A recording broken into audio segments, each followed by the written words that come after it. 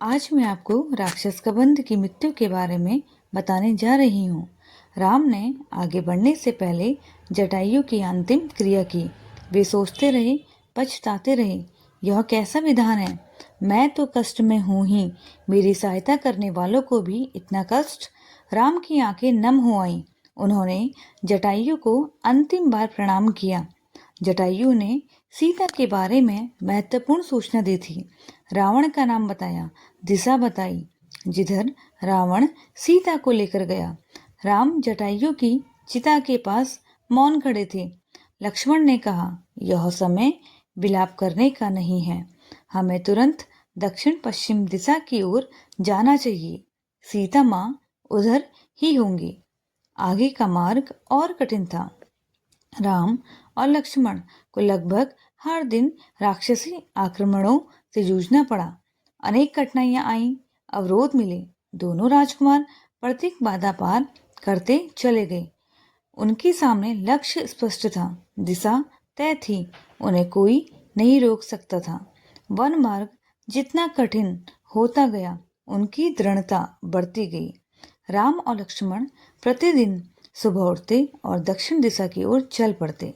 एक दिन यात्रा के प्रारंभ में ही एक विशालकाय राक्षस ने उन पर आक्रमण कर दिया। उसका नाम कबंध था। कबंध देखने में बहुत डरावना था।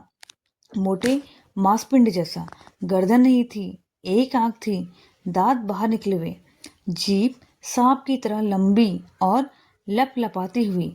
राम लक्ष्मण को देखते ही कबंध प्रसन्न हो गया। उसने दोनों हाथ फैलाए, एक एक हाथ से दोनों भाइयों को पकड़कर हवा में उठा दिया। उसे बैठे बिठाए आहार मिल गया था। वह अपने शिकार को भुजाओं में लपेटकर मुंह तक ले जाता, इससे पहले ही राम लक्ष्मण ने अपनी तलवारें निकाल ली। एक झटके में कबंध के हाथ काट दिए। उसके हाथ धरती पर गिर पड़े। कबंध उनकी शक्ति और बुद्धि पर आश्चर्यचकित रह गया। कौन हो तुम दोनों? उसने पूछा। राम और लक्ष्मण ने बताया, हम अयोध्या के महाराज दशरथ के पुत्र हैं। लक्ष्मण ने बताया, रावण ने राम की पत्नी सीता का हरण कर लिया है, हम उन्हीं की खोज में निकले हैं। राक्षस कबंध ने राम के बारे में सुन रखा था, साक्षात उन्हें देखकर प्रसन्न हो गया।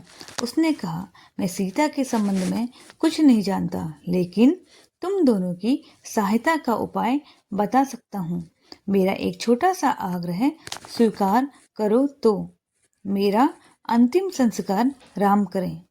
राम ने इस पर सहमति व्यक्त की तो कबंध बोला, आप दोनों पंपा सरोवर के निकट ऋष्यमुख पर्वत पर जाएं। वहां वनराज सुग्रीव का क्षेत्र है। वे निर्वासित जीवन व्यतीत कर रहे हैं। सुग्रीव से मदद का आग्रह कीजिए। उनके पास बहुत बड़ी वानर सेना है। सुग्रीव आपकी मदद जरूर करेंगे। जय श्री राम।